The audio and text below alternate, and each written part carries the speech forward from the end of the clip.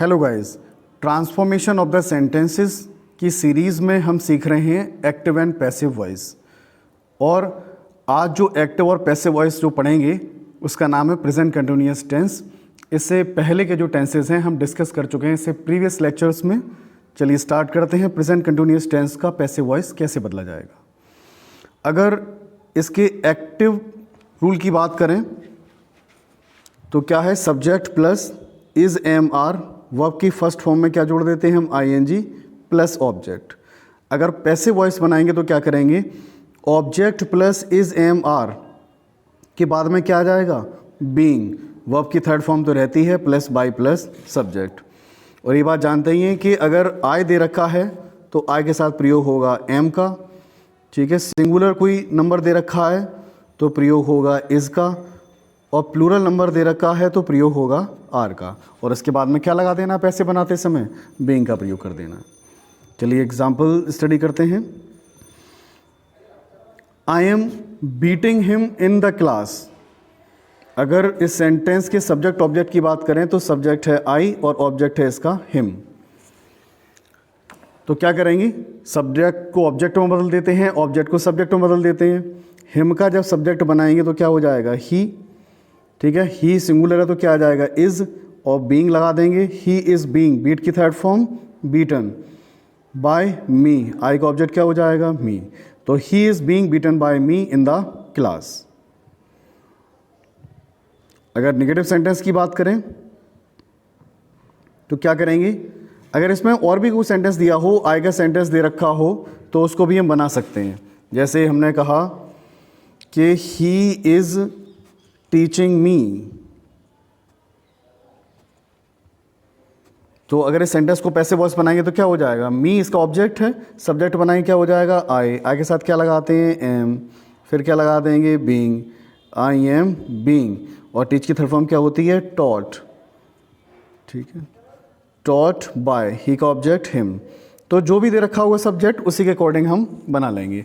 आई दिया तो हमने एम का प्रयोग कर दिया, यहाँ पर क्या दिया था, ही दिया तो क्या कर दिया हमने, इसका प्रयोग कर दिया। कोई प्लूरल नंबर दे रखा होगा तो उसका प्रयोग करेंगे हम आर का। नेगेटिव सेंटेंस देखते हैं। नेगेटिव सेंटेंस में इज एम आर के बाद में क्या जाता है, नॉट, वर्ब की first form plus ING plus object.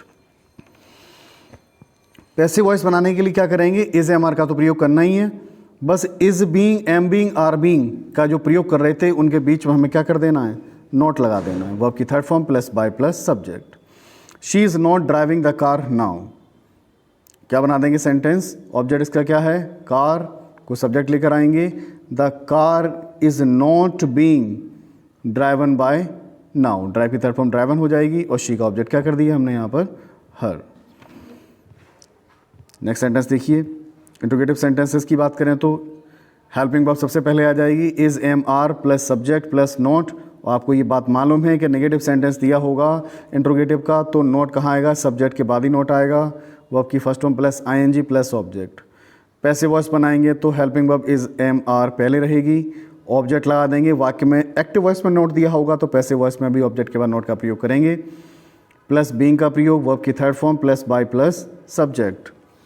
Sentence दिया है, are the students not breaking the chairs, object इसका क्या है, द चेयर्स, ठीक है, प्लूरल नंबर है और प्लूरल है तो हेल्पिंग वर्ब क्या आएगी, आर। तो आर द चेयर्स, नोट दिया है तो नोट भी लगा दिया, are the chairs not being, break की third form broken by the students.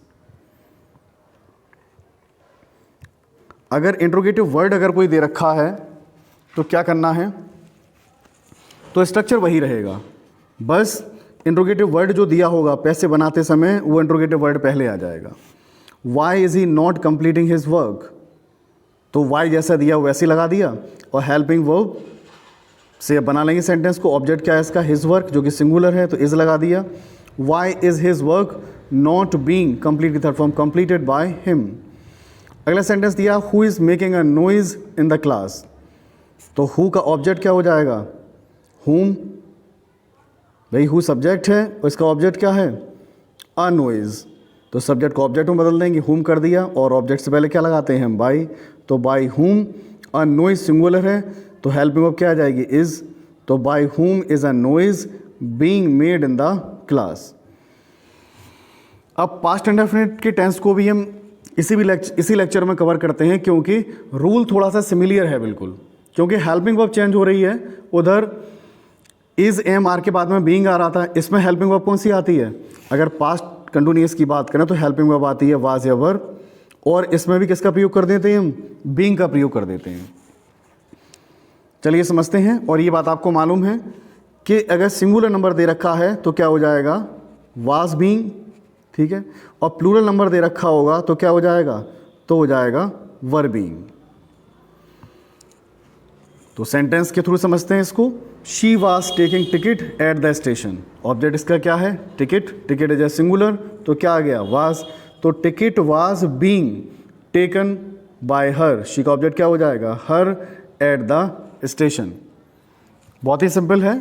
अगर कोई प्लूरल नंबर भी दे रखा होता तो उसका भी सेंटेंस हम बना सकते थे, कोई दिक्कत नहीं है। जैसे मैंने कहा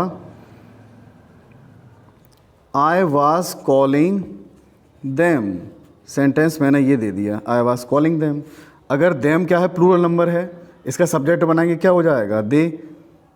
तो दे के साथ क्या लाएंगे? प्लूरल है तो वर, तो हो जाएगा दे वर बीइंग कॉल्ड बाय, आई का ऑब्जेक्ट मी।